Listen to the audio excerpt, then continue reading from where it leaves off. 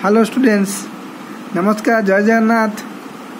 Teach with KP मु आपण मानक स्वागत जनाऊँगी। आज भिडियो मु आपण मानक ओडिशार केतोटी दर्शनीय पार्क विषय आपण मानक संपूर्ण बरणी देवी, जहाँ आपण बहुत उपयोगी हम। यदि मो वीडियो टी सब्सक्राइब करना मो चैनल को एवं सब्सक्राइब करूँ और पाखे दिया बेल आइकन टी प्रेस कर दिंतु, जहाँफल मो नुआ नुआ वीडियो अपलोड करी आपन ता नोटिफिकेशन सर्वप्रथम पाइपर। चलतु जानिया ओडिशा केतोटी दर्शनीय पार्क एवं कौ कौ जगार ये पार्क अच्छी।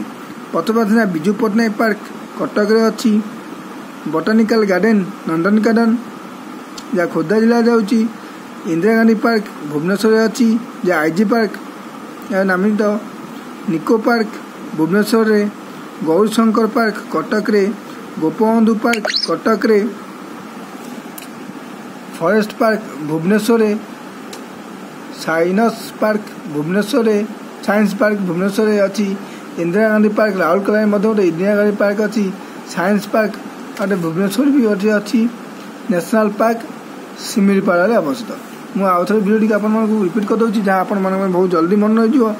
Biju Patnaik park Cuttack, botanical garden Nandankanan, Indira Gandhi park Bhubaneswar, Nicco park Bhubaneswar, Gaurishankar park Cuttack, Gopabandhu park Cuttack, forest park Bhubaneswar, science park Bhubaneswar, Indira Gandhi park Rourkela, science park Bhubaneswar, national park Similipada.